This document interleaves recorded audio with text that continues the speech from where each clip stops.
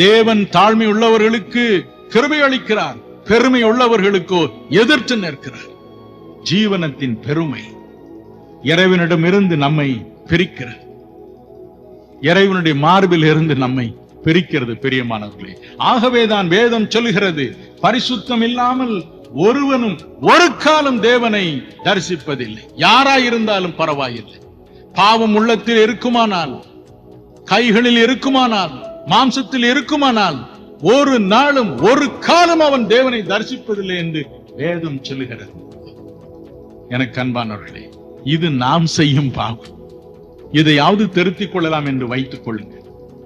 மற்றொரு விதமான பாவத்தை குறித்து யாத்திராகமம் 34:7 என்ற பகுதியில் தேவன் தம்மை பற்றி மோசே என்ற பக்தனுக்கு இப்படி சொல்கிறார். 3ஆம் 4ஆம் தலைமுறை மட்டும் மன்னிக்கப்படாத குற்றத்தை அவர் தேடி விசாரிக்கிறவர் என்று எழுதப்பட்டிருக்கிறது. தேடி விசாரிக்கிறவர், குற்றத்தை மன்னிக்க விரும்புகிறவர்.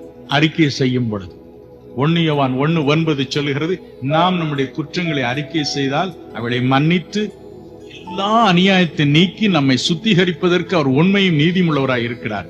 நாம் மன்னிப்பு பெற தவறும் பொழுது, இறைவனுடைய நம்முடைய குற்றங்களை அறிக்கை செய்ய மறுக்கும் பொழுது, மூடி வைக்கும் பொழுது, அந்தோ நம் வாழ்வு பரிதாபம். நீதிமொழிகள் 28:13 சொல்கிறது, தன் பாவங்களை மறைக்கிறவன் வாழ்வடைய மாட்டான், அவைகளை அறிக்கை செய்து விட்டு விடுகிறவனோ இரக்கம் பெறுவான். எனினும் சிலர் அபிதமாக தங்கள் வாழ்க்கையை பாவத்தை மூடி மறைத்தே இந்த உலகை விட்டு கடந்து போக விரும்புகின்றனர். ஒரு தடவை என் நண்பர் ஒருவர் எழுதியிருந்தார். அவருக்கு தெரிந்த ஒரு அம்மாள் உண்டு, மிகவும் பயபக்தி உடையவர்கள். ஆனால் அவர்களுடைய கணவனோ மிக மிக குடியில் இறங்கினவர். கடைசி நேரம் வந்தது. அந்த அம்மாள் சொன்னார்கள், இப்பொழுதாவது நீங்கள் மனம் திரும்புங்கள். மிக குறைந்த வயதுள்ளவர், இப்பொழுதாவது மனம் திரும்புங்கள், தயவு செய்து ஆண்டவனிடம் போக போகிறீர்களே, மனம் திரும்புங்கள் என்று கெஞ்சினார்கள். அவர் என்ன சொன்னார் தெரியுமா? ஆம், நான் சாக போகிறேன், கடைசியாக ஒரு பாட்டில் சாராயம் எனக்கு கொடு என்றார். கொடுத்தார்கள். நன்றாய் குடித்து அந்த போதையிலேயே தன் ஜீவனை விட்டார்.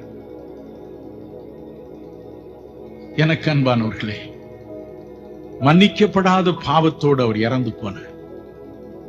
இந்த பாவம் நம்மை பின்தொடரும் என்று வேதம் சொல்லுகிறது. நீதிமொழிகள் 13:21 பாருங்கள். தீவினை பாவியை பின்தொடரும், தீவினை பாவியை பின்தொடரும். எண்ணாகும் 32:23 பாருங்கள். உங்கள் பாவங்கள் உங்களை தொடர்ந்து பிடிக்கும்.